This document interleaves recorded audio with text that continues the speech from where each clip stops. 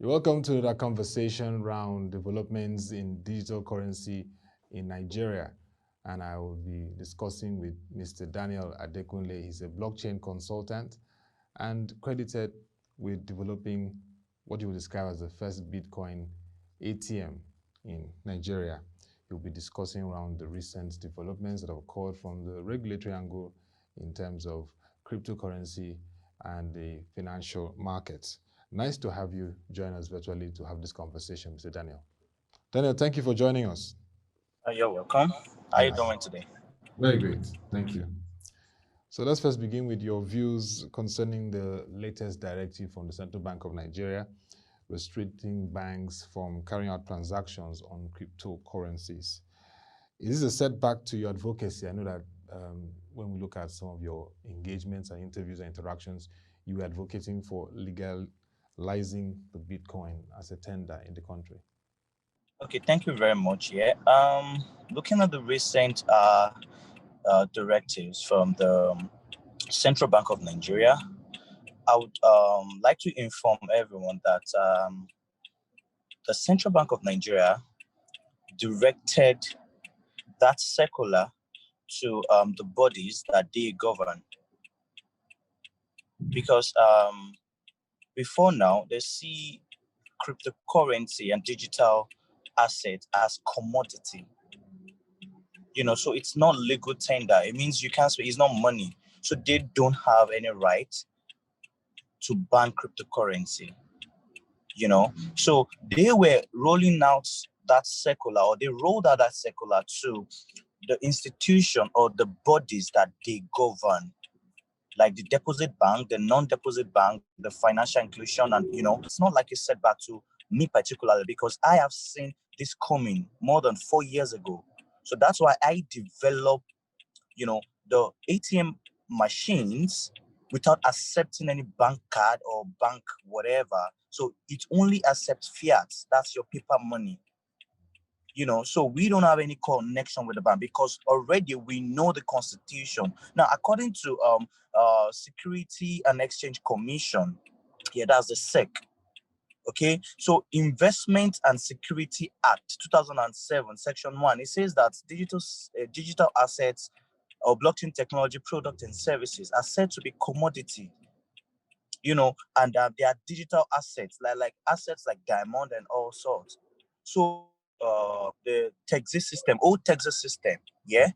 old Texas system, you can't expect them to say anything good about Uber. Airbnb, same thing. The hotels, you can't expect them to say anything good about because it disrupts their system.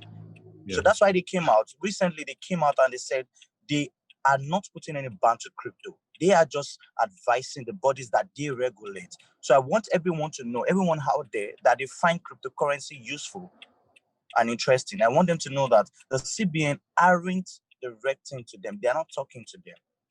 They are only talking to the bodies that they regulate. So there are a lot of ways you could get Bitcoin if you need it. So that's it.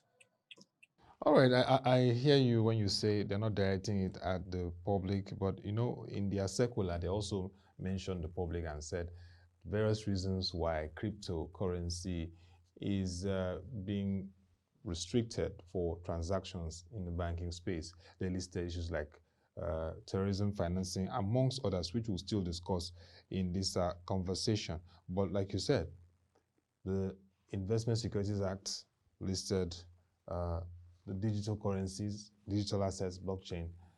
And SEC has also provided some guidelines in that regard. How is your engagement with the SEC roadmap? Are you and your colleagues engaging in that regard, the guidelines that they issued? Okay, so it's simple. We know that we are under SEC, not under CBN. Okay. Just like the Central Bank of Nigeria, they're different from the Securities and Exchange Commission of Nigeria. At the same time, the federal government of Nigeria. So all of these three bodies are different. So that's those are things that Nigerians get wrong. They are misinformed. So now, going by the Securities and Exchange Commission, what they roll out, it's like a step in the right direction for us, because we know that they are the bodies that govern us. So unless they come out and say, oh, so cryptocurrency, we cannot regulate it and all that. So now, as to players in industry, this is like a green light for us. It means that the issues that the Central Bank of Nigeria are facing, you know, uh, in terms of the anonymity, like the privacy and the Digital fraudulent transparency. activities. Mm. Are you there? The Mm. fraudulent activities, all the concerns of the CBN. That's what we have looked into. Like, there's no face to Bitcoin or blockchain technology in finance in Nigeria. We don't have any face, and it is bad. So I understand to some extent what the CBN, the Central Bank of Nigeria, what they are saying. So it means that, looking at the volatility, we are registering under the Securities and Exchange Commission. Okay, so now it means that we are getting licensing from them, we're getting regulation and framework from them. So we are saying that all the products that we offer or services that we offer, to some extent, the SEC, that Security and Exchange Commission, have regulated it. So we are licensed, we are legal to carry out any blockchain related product or services. So people can trust us, not the CBN, because the CBN are saying they don't want to have anything to do with cryptocurrency and blockchain, because it's not legal tender. They can't trace it, they can't track it. They don't know who is at the last end. But we are taking it upon ourselves. So looking at the ATM and the POS devices that I've developed, you cannot get scammed, because those devices aren't good money laundering tools. The ATM takes naira. Like, the highest load you can put there is 1,000 naira.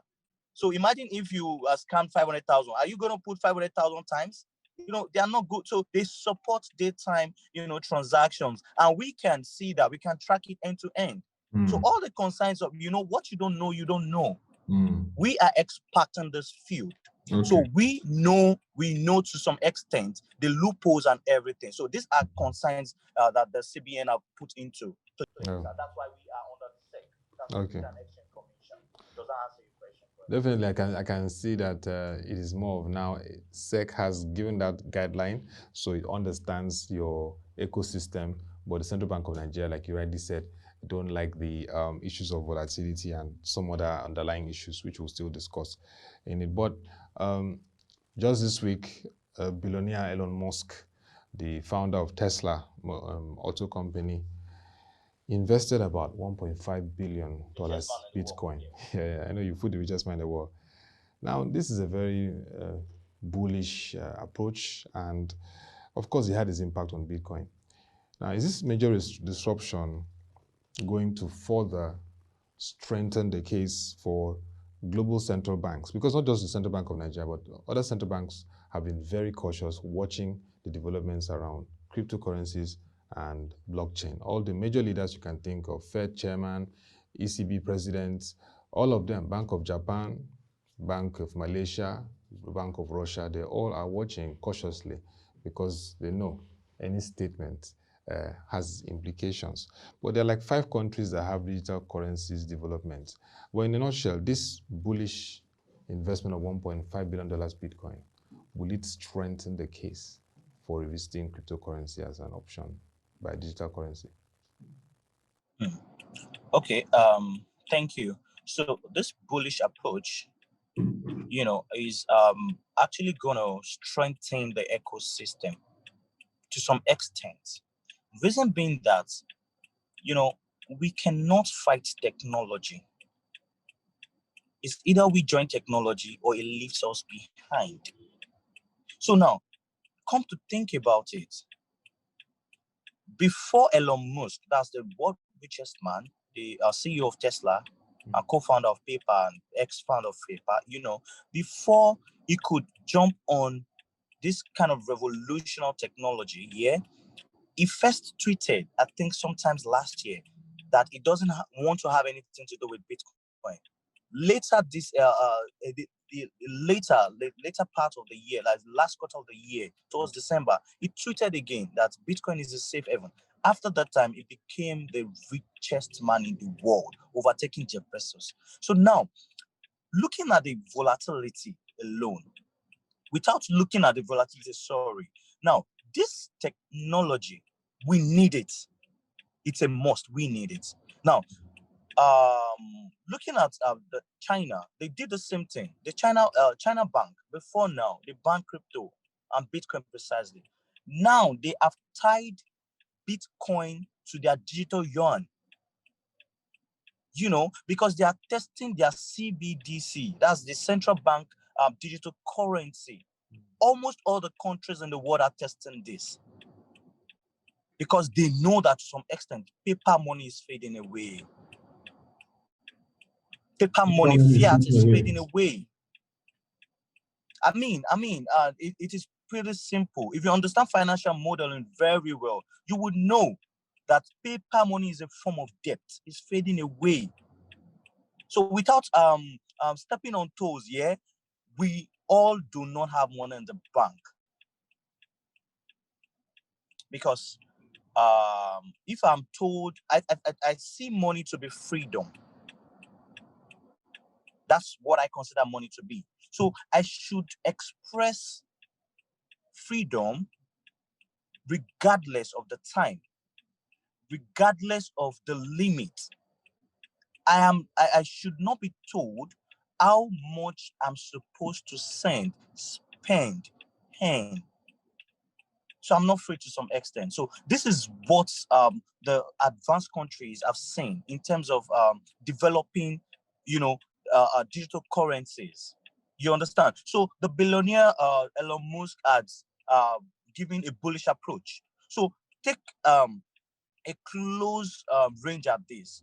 If only Elon Musk could purchase $1.5 billion worth of Bitcoin, and the price went higher, like all-time high, ATH, within that time. Now, we can only have 21 million Bitcoin. Elon Musk bought just 34,000 Bitcoin. Don't forget, we have only seen just 18 million in circulation right now as we speak. Only 18 million of Bitcoin has been in circulation, and we can only have 21 million. Now, tell me, how many rich people in the world can afford one Bitcoin each? There are more than 21 million. So what happens when everybody wakes up? Like terms of Jeff Bezos, terms of Bill Gates, and the likes of them, even Dangote. What happens if they wake up? So this is the gospel that I have been preaching. Our parents made this mistake by not buying plots of land in Balen Island. So this is our time right now. So are you going to make the same mistake too by not just buying little? Are you going to not buy because some people condemn it and they don't understand it? So that's my own take about it. Okay, let's look at the infrastructure. Now, directive has been given from the financial markets side, and of course, banks are restricted in terms of any activity there. In developing the ATM, the software, and the platforms, of course, the argument has also been that infrastructure, like mining, the cost of mining it alone takes a lot of huge infrastructure like power and, of course, finances. So tell us about the infrastructure, how you've been able to develop these ATMs. Have you had investments? How do stakeholders in the industry lay out the infrastructure? Okay, in terms of the infrastructure, right? Infrastructural development of the devices that I've done. Yes, from the development of the Bitcoin, even the concerns of infrastructure of power to be able to mine. Mining alone requires power, requires also financing, mining the Bitcoin, and also the issues of the platforms and softwares. Okay, so first of all, myself as a company or as a person, I don't mine Bitcoin. Okay, so what I just do is like a crypto household. Now, a crypto household in the sense that I am putting in technology to fit in with real-time use cases. Just like I've seen before now that the CBN or the central bank are going to roll out these directives to account holders. Now, to some extent, every online exchanges, are stuck right now. Why? Because it's either they are accepting deposit online or they are paying, they are doing withdrawal to either full or true. So I have seen this thing. So I added infrastructure to real-time use case by doing what? Letting a device like a robot having recognized naira, our fiat, verify if it's fake or not, and then turning it to digital currency. So looking at what I do as a person, I don't mind Bitcoin. What I'm saying is, even if you come today, even if the CBN comes today and say, oh, they see digital currency to be something they want to do, they have developed theirs. I'm saying that I can accept it, I can support it with just an API because I'm a learned person and I am an expert in this field. All I need to just to do is read the line of code they use and I'll integrate it to my own ATM because the banks will not develop anything that is going to dispense cash to crypto traders, whether you find it useful or not. So I am the only crypto household, whether you want to use the POS system or you want to use the ATM system. So I am saying where you have your crypto, whatever crypto you have, or you think it is useful for you, I am ready to accept it and give a value. And if you have a value and you need any crypto of your choice, I am ready to accept what you have and give you what is called Naira or any paper value that you need. Okay, without having the bank interfere in this. Just like a crypto household, standard, 100% industry standard. Because I am at risk. Because what if someone brings a fake note to my ATMs? So I have done my due diligence. We conduct proper KYC on those devices. To some extent, it has thumbprint, like a barcode scanner. I developed this because of the Nigerian market, because on a normal, regular ATM, Bitcoin ATM, they don't have thumbprints. So I did all of this to support our people. So I have looked into a view of this situation before developing and doing the infrastructure. Thank you. Mr. Daniel, how would you classify cryptocurrency? Is it a currency or a collectible? And tying to that, what is the outlook for the global cryptocurrency market, considering the developments in nations like Nigeria that is profiled among the top 10 when it comes to Bitcoin transactions? Okay, firstly, cryptocurrencies are digital assets that serves as investments. They serve as legal tender. They serve as freedom. So cryptocurrencies, to me, they are regarded to be um, um, inventions or instruments that is going to revolutionize the old banking system. Just like in the days of communication, whereby we used the post office, but emails came, you know. So email revolutionized the old communication system. Text messages came, and a warlord. We saw a warlord. So that's one of the things that we would notice in this new era, because cryptocurrencies are the internet of money. They are said to be commodities if you want them to be. They are said to be legal tender if you want them to be. They are said to be proof of stake, proof of work, proof of assets. You know, their freedom. So to me, cryptocurrency is just a blockchain in finance. And blockchain deals with simplicity, efficiency, transparency, and seamlessness. So, cryptocurrency, we would have a lot of them. We're going to see a lot of them. We're going to have a lot, just like we have a lot of email servers, we have a lot of ISPs, like service providers, telecommunication. We're going to have a lot of cryptocurrencies. So I'm very sure that the country, we're going to see a digital currency too. So these are assets. They can be said to be as assets. Depends on how you see them. So let me use few typical use cases to round this up. Like I am right now. Let's say I'm a trader. I buy and I sell offshore. And looking at the recent implementation from the central bank, I cannot buy products or I cannot settle because our country deals solely on importation. and we don't print dollars here. So how do I settle my manufacturer? So I can choose to use digital currency to be means of settlement, payment and settlement. Now, my grandmother can choose to use cryptocurrency because she doesn't like to go to the bank. She's an on the bank or unbanked person. She doesn't have a bank account or has access to the bank. She can deal with cryptocurrency to serve as investment. Someone else can deal with cryptocurrency to open up another stream of income. So cryptocurrency, blockchain is life. We cannot do without it. Seriously, seriously. So the only thing we should be talking about is digital intelligence, how to know the best crypto, how to choose the best crypto, how to know if a crypto is going to have, that same the way we speculate it to grow. So those are things I'm expecting a lot of people to be asking and the government to be looking into closely, because if the World Bank or this elites can deal in crypto, and then they have a good infrastructure, like they have good power, they have good banking system, and this same development disrupts their banking system, and they are good with it. So how much more a third world country like Nigeria and Africa that we don't have good infrastructures?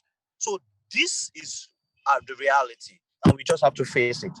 We just have to face it. Okay, so the reality is that we need to adopt digital intelligence to improve the enabling environment for. So that's definitely what will cover the outlook and the future for the global cryptocurrency market. Thank you very much, Mr. Daniel Adekunle, blockchain expert, and of course, you have that title of developing the first Bitcoin ATM. That's what we know for now, and there are more prospects for it. But thank you very much for being part of You're this. welcome. Thank you very much. I had a nice time with you. Thank you very much. Thank you. Yeah. All right. Thank you very much for being part of this special edition looking at developments in digital currencies in Nigeria. And we hope to have more conversations around this. But to get further insight on what's happening, log on to www.prochange.com to follow our developments and discussions. And we'd like to hear more from you in that regard.